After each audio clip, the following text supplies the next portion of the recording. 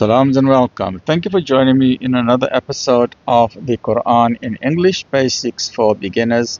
A'udhu billahi minash shaitani rajim. Bismillahir Rahmanir Rahim. Surah 22, verse 17. 1-7. Those who believe in the Quran,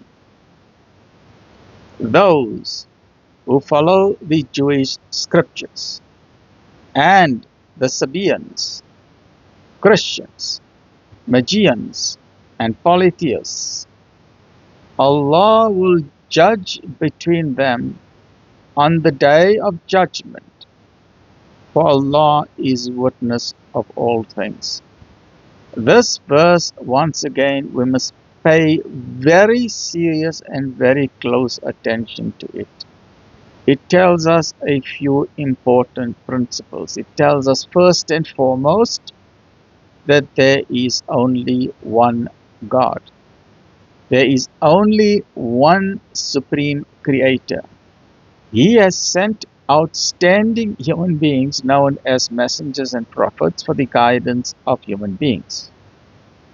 And we know that the father of monotheism, that there is only one God, La ilaha illallah, is Abraham. And he is the progenitor of the monotheistic faiths of Abrahamic religion known as Judaism, Christianity, and Islam. But the entire focus of all the 124,000 messengers, of which 25 are mentioned in the Quran, such as Noah and Abraham and Ismail and Isaac and Job and Lut and David and Solomon and Shu'aib and Yunus and Yusuf and Moses and Jesus and Muhammad Sal'lal'laa'hu A'lay'hi peace and blessings be upon all of them. They all came with the same single message. La ilaha illallah, there is only one God.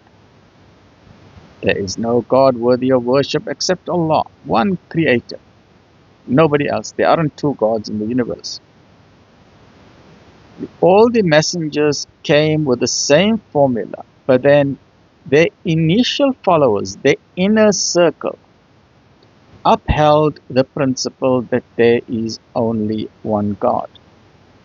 But with the passage of time, people started bringing innovations into their religion, so that some people started saying, okay, there's two gods, there's three gods, God is three in one and one in three. God has got a mother, Mary is the mother of God, or Jesus is the son of God, and there's no foundation for saying that. And some people say the tree is God, or the river is God, or the elephant is God, or the buffalo is God, or the moon is God, or the sun is God, and thereby associating partners with God. So God, most merciful, is reminding us that one, there is a guarantee that every single human being will die. That is a guarantee which nobody can escape. The second guarantee is that you have been created by a supreme creator who gave you life when you were born. And one day you will die. And after you die, it is a guarantee that he will bring you back to life again. That is a guarantee.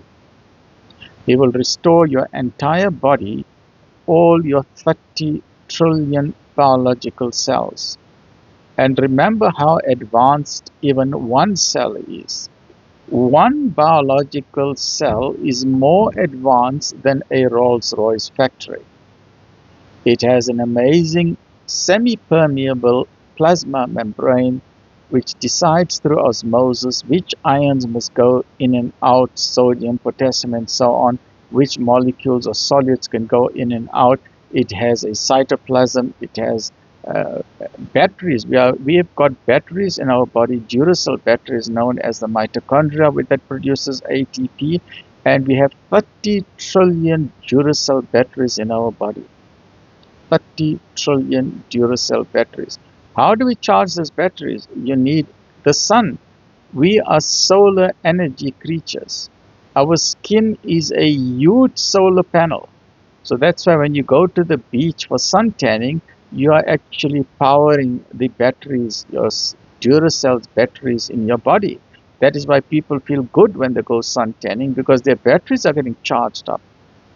So their biological cell has got mitochondria, it's got ribosomes, smooth endoplasmic reticulum, rough endoplasmic reticulum, the histosomes, the Golgi apparatus, the vacuoles, and then most importantly, the 46 chromosomes, 23 from the mother, 23 from the father, and the amazing DNA molecule, a double helix spiral with 3 billion base pairs from the mother and 3 billion base pairs from the father, comprising 4 simple bases: adenine, cytosine, thymine, and guanine. Absolutely amazing. And one single cell is more advanced than a Rolls-Royce factory. And your body has got 30 trillion cells. Who has created your body? Did your body create itself? There is a supreme creator, a highly intelligent, more intelligent than what we can ever contemplate in our brain, who has created this amazing body with 30 trillion factories in our body. Each factory is more advanced than a Rolls-Royce factory. And he will recreate you, he will bring you back to life. All the 30 trillion cells, your heart, your lungs, your liver, your eyes, your hearing, your brain with 100 billion brain cells will be restored. And with the trillions of dendritic interconnection, because we know a simple brain cell, a neuron, has a cell body with a long axon and a pre-synapse, a post-synapse, where the action potential goes down the axon, which is electricity in the brain, and at the synapse we have neurotransmitters. You have a chemical waterfall. The waterfall jumps over the cleft, go to the other side, and the signals keep on going. Your brain is changing every day through neuroplasticity. Your brain is forming new pathways or making existing pathways deeper and deeper. There's grooves in the brain. There's trillions of pathways in the brain that form your memory, and the changing, amazing human brain that is changing continuously through neuroplasticity.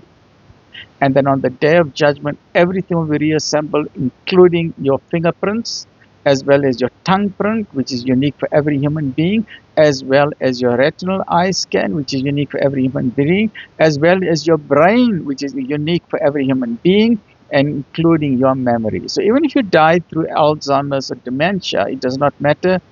Your brain, your memory will be restored to 100% perfect memory, and you will remember everything. So it is an absolute guarantee that every single human being, from the first to the last, irrespective of race or religion or nationality or gender or Muslim or Christian or Jew or Hindu or Buddhist or Scientologist or a pagan or a polytheist or a neo-pagan or an old age religion or a traditional healer or a monotheist or a pantheist or a polytheist or an agnostic or an atheist, even if you don't believe in God, it is a guarantee you will be brought back to life and you will stand in front of him alone in the witness box in his court on the day of judgment. No one can escape it. Even the Pope will be there. The kings will be there. The princes will be there. The presidents and prime ministers and all the honorable members of parliament and senate and Congress. All the Hollywood stars will be there. The music celebrities will be there. The Wimbledon champions will be there. Olympic gold medalists, those who win the presidential awards, all the fabulous Fortune 500 multi-billionaires will all be there. Every single human being will be there in front of the Supreme Creator, including atheists such as Professor Richard Dawkins, Charles Darwin, Alfred Russel Wallace, Carl Sagan, and so on and so on and so on. And if you have not prepared for that day, and if you have not prepared for the life to come, you will be in a very precarious situation. And those who deny this reality will have a scrap of their life. They will be in a state of shock. And many of the people you will see crawling on their hands and knees, as we read in Surah Al-Jathiyah, that they will fall to their knees, begging God to be sent back to the planet Earth, begging Him, please send us back so that we can rectify our wrongs. And the greatest wrong is to deny your Creator. But then it's too late for tears. It is a guarantee that God, most merciful, will judge between every human being. And then the criminals will be in an unenviable position. Whether the criminals are the churches in the street, or the criminals are churches in government, or the criminals are the churches in big business, or whether the criminals are the churches on the global world stage with suit and tie, it does not matter. If you're a criminal, you're a criminal.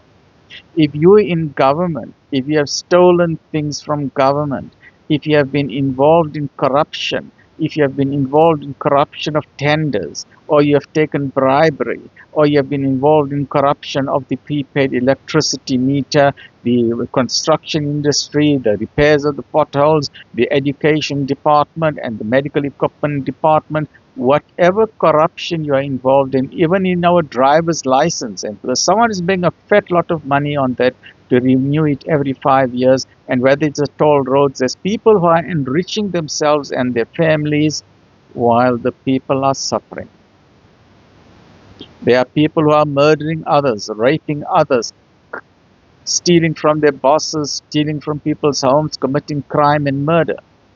And they think that they have escaped the law. They cannot escape God. This is a guarantee. Everyone will stand in front of God, because God is never absent at any time or place. God is with you in Parliament. So please respect Parliament. When you enter Parliament, you must imagine you are entering a mosque or a temple or a church. Treat it with honor and dignity. And because we as South Africans, the past 30 years, we still haven't got it right. Our country is still suffering. We've got the highest HIV AIDS, we've got the highest murder rate, we've got rape, domestic violence, we've got young girls having cervical cancer in the early 20s. Why? Because they're having sex from 12 years and 13 years, and then they're getting an HPV, human papilloma virus, and all direct kids. We are destroying the future of our children and our people.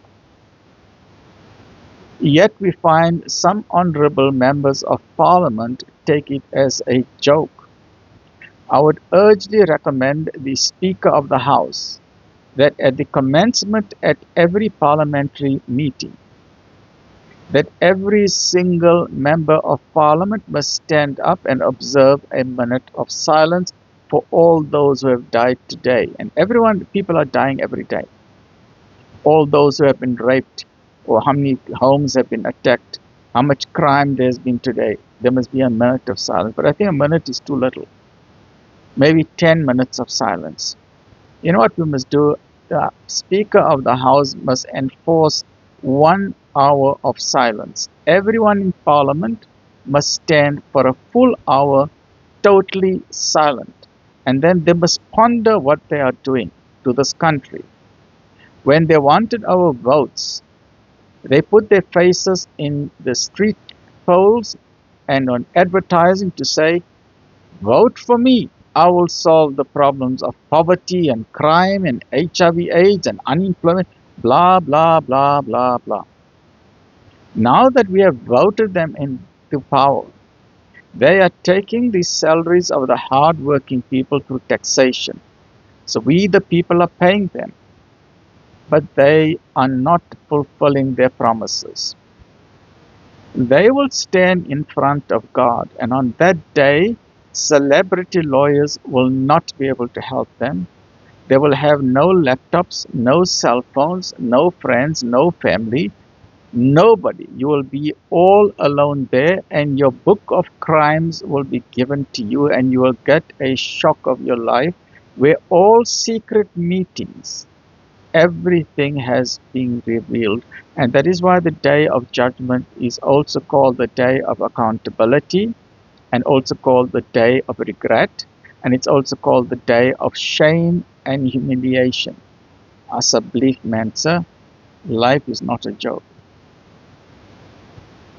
See you not that to Allah bow down in worship all things excuse me, that are in the heavens and on earth, the sun, the moon, the stars, the hills, the trees, the animals, and a great number among mankind. They all bow down to the Creator, and let's we also bow down. This is prostration number 6 out of 15. Allahu Akbar. Subhana Rabbiyal A'la. Subhana Rabbiyal A'la. Subhana Rabbiyal A'la. Allahu Akbar. But a great number are also such as are fit for punishment, and such as Allah shall disgrace. None can raise to honor, for Allah carries out all that He wills.